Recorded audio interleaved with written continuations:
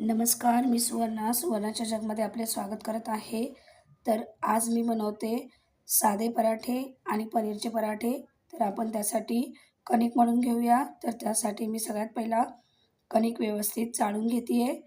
कारण जर आपण कणिक व्यवस्थित चाळून घेतली तर पराठे एकदम मऊ लुसलुशीत होतात. आता यामध्ये मी घालते मीठ आणि या सगळ्याचे पाणी टाकून आपण व्यवस्थित कणिक मळून घेऊयात.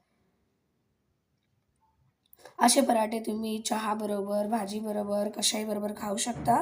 एकदम चवीला मस्त लागतात आणि एकदम नरम होतात आणि नरमच राहतात. तर नक्की ट्राय करून बघा. हे बघा मी कणिक मळून घेतलेली आहे. आता यावरती मी अर्धा चमचा तेल टाकते आणि परत याला व्यवस्थित मळून घेते. कणिक मळताना आपल्याला जास्त घट्ट नाही बनवायची आणि जास्ती पातळसुद्धा नाही बनवायची आहे. मीडियममध्येच ठेवायची आहे. अशा प्रकारे व्यवस्थित आपण मळून घ्यायचे आहे. बघा अशा प्रकारे नरम व्यवस्थित मळून घ्यायची आहे. तर आपली कणिक मळून झालेली आहे. आता याचे मी लहान लहान पेढे बनवून घेते. सगळ्यांच्याच घरी चपाती, पोळी बनत असते. पातळ आणि नरम आणि चवीला चवदार अशी चपाती बनते. तर यासाठी आपण एक गोळा घेतलेला आहे. त्याला सुक्या पिठामध्ये बुडवून व्यवस्थित लाटून घेतोय आणि ही एकदम पातळ असते. खायला पण आणि चवीला पण मस्त लागते. आणि जर तुम्ही पोळी बनवली तर तुम्ही 2 पोळ्या जास्तीच खाल. हे बघा मी लाटून घेतली. आता याच्यामध्ये मी थोडंसं तेल लावते आहे आणि त्यावरती सुकं पीठ टाकून घेते आणि याला व्यवस्थित घडी करून घेते. अशा प्रकारे ट्रायंगलमध्ये आपण याला फोल्ड करायचं आहे आणि व्यवस्थित आता पीठ लावून लाटून घ्यायचं आहे. तुम्ही ट्रायंगलमध्ये सुद्धा बनवू शकता किंवा गोलसुद्धा बनवू शकता. तर मी गोल आकारामध्ये बनवते आहे. अशा प्रकारे आपण व्यवस्थित याला लाटून घ्यायचं आहे पातळ. आणि जर आपण कणिक व्यवस्थित मळली तर लाटायला सुद्धा जास्ती जड जात नाही, फटाफट लाटून होतात. हे बघा अशा प्रकारे. तर आपली पोळी लाटून झालेली आहे. आता आपण याला शेकून घेऊयात. तर त्यासाठी मी पॅन गरम केला आहे. आता त्यावरती मी पोळी टाकली आहे. हे बघा दोन्ही बाजूंनी आपण व्यवस्थित तिला आलटून-पालटून शेकून घेणार आहोत.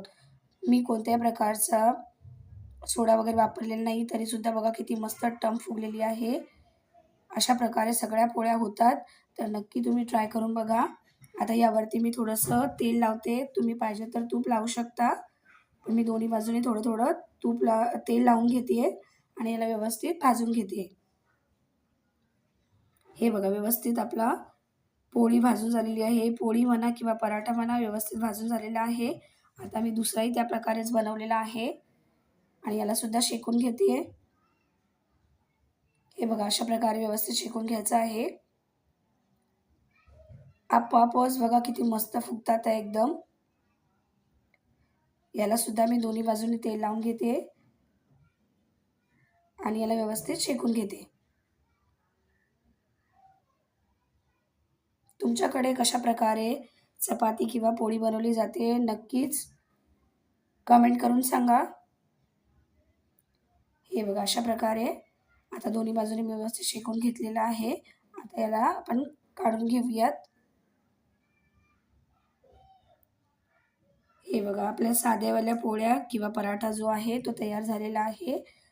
हे बघा किती नरम लुसलुशीत आहे, एकदम सॉफ्ट आणि पातळसुद्धा खूप आहे. अशा प्रकारे जर बनवलं तर तुम्ही 2-3 एक्स्ट्राच खाल. आता आपण बनवूयात पनीरचे पराठे. तर त्यासाठी मी पनीरला व्यवस्थित ग्राइंड करून घेते आहे. हे बघा अशा प्रकारे बारीक करून घ्यायचं आहे. जेणेकरून आपण पराठ्यामध्ये जेव्हा स्टफिंग करणार तर लाटताना व्यवस्थित लाटले जातील. हे बघा मी व्यवस्थित पनीरला ग्राइंड करून घेतले. त्यामध्ये मी घालते कोथिंबीर, नंतर त्यामध्ये मी घालते हळद, त्यानंतर आपण यामध्ये घालणार आहोत गरम मसाला, लाल तिखट थोडंसं आणि मीठ. तुम्हाला जर हवे असेल तर तुम्ही अजून मसाले ॲड करू शकता, पण मी साधेच बनवत आहे. तर मी अशा प्रकारे व्यवस्थित सगळं मिक्स करून घेते. हलक्या हाताने मिक्स करायचं आहे. हे बघा अशा प्रकारे व्यवस्थित मिक्स करून घ्यायचं आहे. हे बनवायला खूप सोपी असतात आणि जर तुम्ही अशा प्रकारे बनवले तर तुमचे पराठे फाटणारसुद्धा नाहीत आणि एकदम परफेक्ट बनतील. तर तुम्ही सगळ्या टिप्स फॉलो करा. हे बघा आता मी व्यवस्थित पोळी लाटून घेते. पोळी व्यवस्थित लाटून झाली की आपण यामध्ये स्टफिंग भरणार आहोत. हे बघा अशा प्रकारे मी व्यवस्थित पोळी लाटून घेतलेली आहे.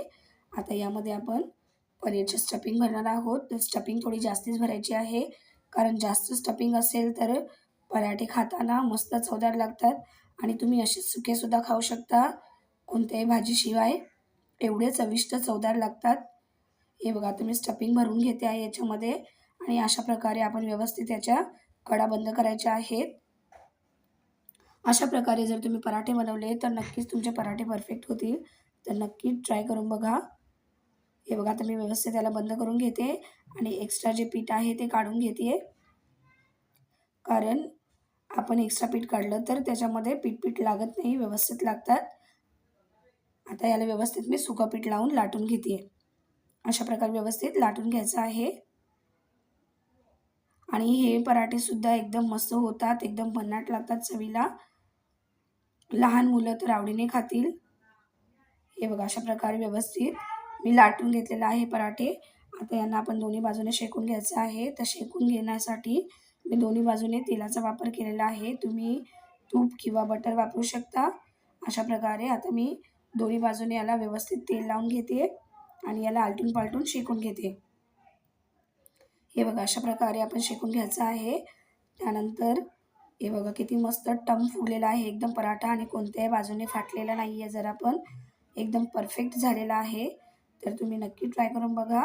अशाच प्रकारे मी दुसराही पराठ्यासाठी पोळी लाटून घेतलेली आहे आणि यामध्ये मी स्टफिंग भरून घेत आहे आणि सेम त्याच प्रकारे आपल्याला याचे एजेस बंद करून घ्यायचे आहेत आणि याला लाटून घ्यायचं आहे. हे बघा अशा प्रकारे व्यवस्थित सगळ्या बाजू आपण फोल्ड करून घेणार आहोत. ज्या प्रकारे आपण मोदक बनवतो त्याच प्रकारे याच्यामध्ये स्टफिंग करायची आहे. मोदक किंवा मोमोजसाठी आपण जेव्हा स्टफिंग भरतो तर अशा प्रकारे बंद करतो एजेस, त्याच प्रकारे पराठ्यासाठी सुद्धा करायचे आहेत, जेणेकरून आपले पराठे फाटणार नाहीत आणि यामधलं मिक्सचर बाहेर येणार नाही.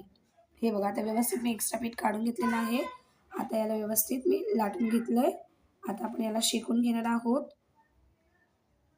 हे बघा मस्त. आता याला मी दोन्ही बाजूने परत तेल लावून शेकून घेते. हे बघा किती सगळे पराठे एकदम मस्त टम फुगलेले आहेत.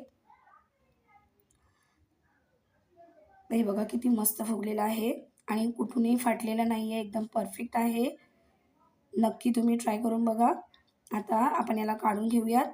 तर आपले पराठे तयार झालेले आहेत. जर तुम्हाला माझी रेसिपी आवडत असेल तर प्लीज लाईक करा, शेअर करा, कमेंट करा आणि सबस्क्राईब करा माझ्या चॅनलला. अशा सोप्या आणि इंटरेस्टिंग रेसिपी बघण्यासाठी, व्हिडिओ बघण्यासाठी खूप खूप धन्यवाद.